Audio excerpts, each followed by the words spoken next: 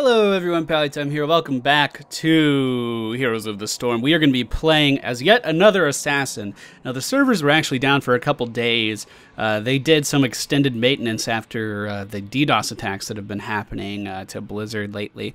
We're going to be playing as Kerrigan today. This is her succubus skin. Kerrigan is the queen of suffering, and I think this skin solidifies that statement. We are once again joined by the same Pally Bro. He is going to be playing Uther this time, and hopefully we can get a good game. Wait till they get a load of me. The light abandons. The light abandons. Watch out. The light abandons. Alright, ladies and gentlemen, we are on the Haunted Mines today. I first want to apologize because I have the curse of Dark Souls, which means I'm getting sick. So if I don't seem to have as high of energy today, I do apologize. Our team: Kerrigan, Uther, Tyrande, Rhaegar, and Sergeant Hammer. Very support-heavy team. Sergeant Hammer and myself are going to be the ones doing the majority of the damage, assuming Tyrande and Rhaegar don't go for damage builds. We are going to be picking up... I don't know. How much does this heal me for? Every time I Q, it heals me for 5% of my life? Wow. That's not bad. Basic attack damage increase, also good. I don't have a Kerrigan build. I wish I did. Uh-oh. Uh-oh, that's a dead Uther. The light abandoned him. Okay, well, we have to figure out... Okay, well, they'll just let me go. All right. Let's go for my W deals increased damage. If I can ever actually land it, it's going to be very impressive. It should give me a bigger shield, though. Boom! Starting the game off with damage on Zagara. The light has returned. The light has returned. It has not abandoned. Okay, so if Zagara keeps standing still, we're going to be able to do a ton of damage with our W now. So I haven't explained my abilities yet. My Q is a leap onto a target, as you just saw. My W is a little circle on the ground that also stuns any enemies caught into it, or caught in it. And my E ability pulls enemies toward me. So I believe the normal combo is to put the W down on the ground and then pull people into it like so, and then deal that increased damage. Hopefully I can continue to do that throughout the course of the game. There are two people, top Zagara and ETC, and I'm all by my lonesome. Lonely. I am so lonely. I have nobody to call my own. Uther coming in on ETC. Actually, he didn't. I thought we were going to get a stun there. I really wouldn't have had any mana to really follow up with that, though, so we're going to be okay there. My passive, which I haven't explained yet, is as I deal damage, I generate a shield. The shield is huge. It's easily one of the best abilities in the entire game. I'm going to go ahead and stun ETC, try to pull Uther off of my Uther and give him a chance to run away. We did that just fine. Kerrigan is one of those assassins that is incredibly bulky and can really punish enemy teams if she chooses to do so. Jumping in on ETC here! Oh, we're completely out of mana. That sucks. All right, we're going to turn and try to fight Uther. Try to fight Uther. I'm definitely overextending for this. Can we land the stun? Can we land the stun? The stun lands! And that's a dead Uther. And we're just going to back out this way. We're just going to back out this... No, we're not. We're going to keep fighting. Because that's what you do on Kerrigan. That's what you do on Kerrigan. We are going to... first of all, we're going to recall. Basic attacks cleave could be good, and venom could be very good. All of these seem like they're extraordinary choices. Wow, Kerrigan has some very difficult talents to pick from. I'm going to go with Envenom. I want to deal as much damage to them as I can, and they don't have very many healers. They have an Uther, I mean, so some of this will stick, but if Uther's already used his heals, then this Envenom will be pretty devastating to the enemy team. I didn't miss my stun there. We should really go for the middle camp. It looks like our team is going for siege camps. That's a very good idea. I agree with that wholeheartedly. Let's try to pull in Zagara here. Will the stun come down from Uther? Yes, it will. The Envenom coming out, and this is a dead Zagara, assuming that damage sticks, and it does. That burst damage is ridiculous. That burst damage is ridiculous. Falstad coming in, trying... Whoa! Oh no, I'm dead. Oh, heals coming out from every direction! The support team life support is real. It is real. Uh-oh, I'm getting stunned in the middle of all kinds of things I don't want to be stunned in. ETC going deep. We're going to try to drop my stun behind me. It is going to hit 2 members of the enemy team. The ETC does fall to the combined damage. Oh, Falstad re-engaging. I don't know if that's a good idea, buddy. You should be careful. You should be careful. Are we going to land a stun on Uther? Yes, we are. No, we're not. But it is going to be enough with that pull. We are going to pull him back into our team, and that is going to be enough to take him down. Going back to the Sippy Cup now so we can re-engage. We are going to make sure nothing bad happens to our Sergeant Hammer. Sergeant Hammer is going to be the backbone of our damage, so we need to make sure that we are taking care of our spine.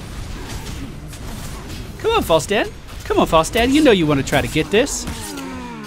Okay, we are going to once again increase our W. It's going to allow us to spawn 2 Zerglings whenever we use our W. So not only is it good for increased damage output, but it also can interrupt pathing on the enemy team. We're going to go ahead and envenomate ETC. He does have a heal, but he's not going to be able to use it, and he is going to fall there. Sergeant Hammer, still in siege mode, is going to allow us to deal a ton of damage to this mercenary camp.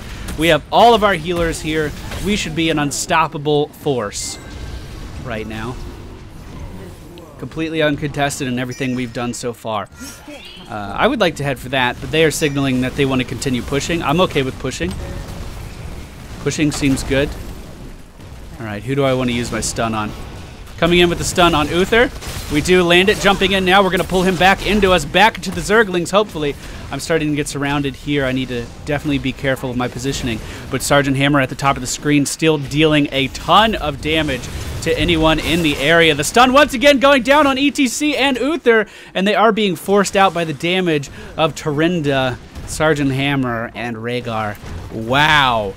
We have a bulky-ass team in these team fights. Sergeant Hammer, just out of fort range, is going to continue to take it down.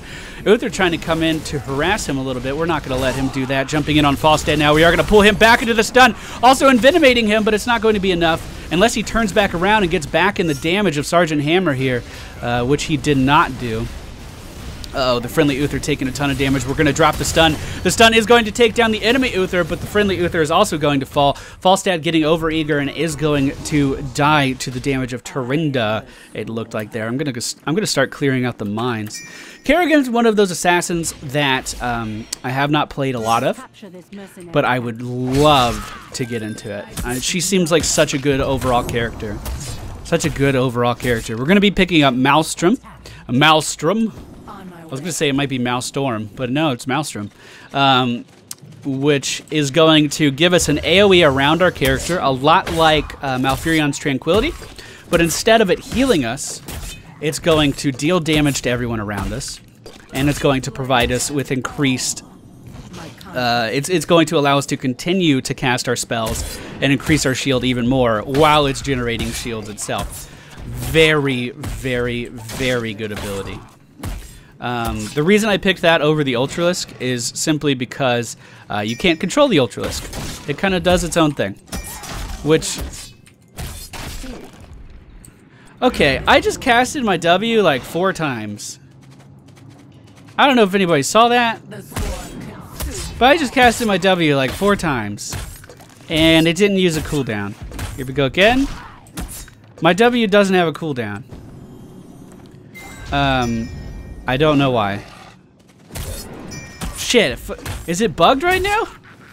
If I knew her W didn't have a cooldown, I would have just spec'd for, or excuse me, the Q. If I knew her Q didn't have a cooldown, I would just spec to okay, here we go. You can see it clearly. It's off cooldown. We're jumping in, and it's not on cooldown. Kerrigan's Q is bugged. Shit, man. I could have been healing like crazy this whole time. Oh well. Looks like Tarinda picked up the stealth ultimate as I was cloaked there momentarily. That ultimate on paper seems like it's absolutely terrible, but in a team fight situation, having your whole team vanish in front of the enemy team or using that ultimate to cloak your entire team and sneak up on the enemy is so fucking strong. It is so fucking strong. Like when you read it. Right, if you're a brand new Tarinda player just jumping into Heroes of the Storm and you read cloaks your entire team, who the fuck cares when you could pick up a damage ultimate? But in a practical sense, in using it in a practical way. It is so strong. All right, still clearing the mines. We're not taking any damage to our health because of our passive generating us a shield. I think we're actually slowly healing over time while we're down here.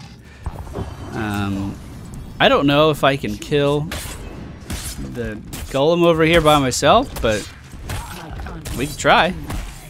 We are going to pick up Sprint at this level. Rewind is also a phenomenal choice at this level, but I like Sprint. There goes that cloak again. God, we look fucking awesome when we're cloaked. We look fucking awesome when we're cloaked.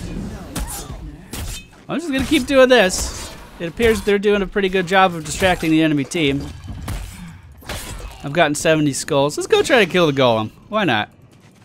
We'll see what we can do. So I'm gonna save my W for after the melee stun, because my W is gonna spawn Zerglings. That will tank this guy. Worked just as I planned. We're gonna wait for the stun again and then pop up the Zerglings again. And just spam our Q because of, oh, now it has a cooldown. I don't know why it didn't on those little guys. Does it say something about that? Oh, if it kills the target, the cooldown is instantly reset. Oh. Reading is power. All right.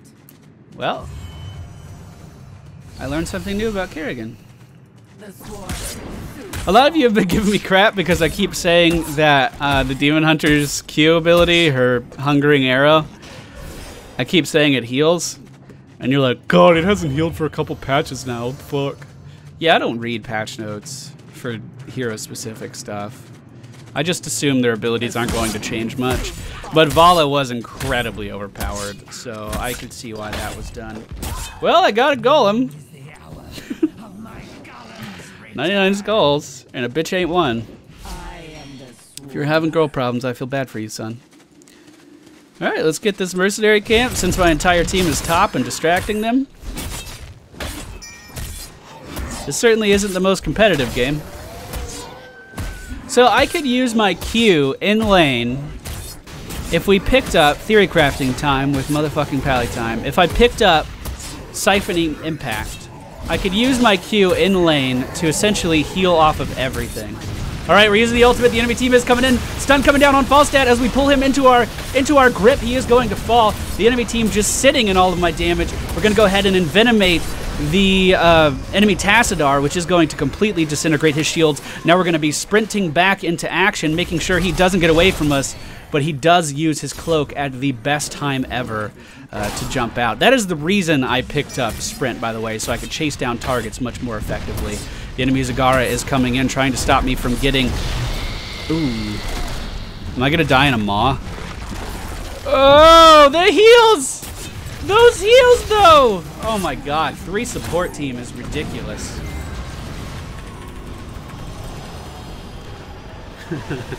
We're going to head back.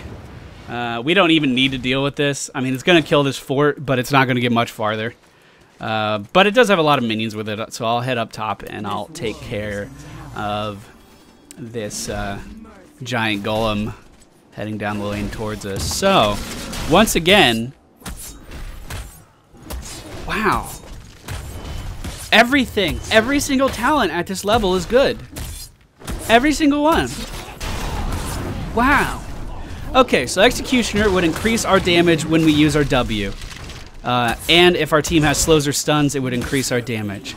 Impaling Impact makes it easier to land our W, which we have buffed up to the point where it does a massive amount of damage.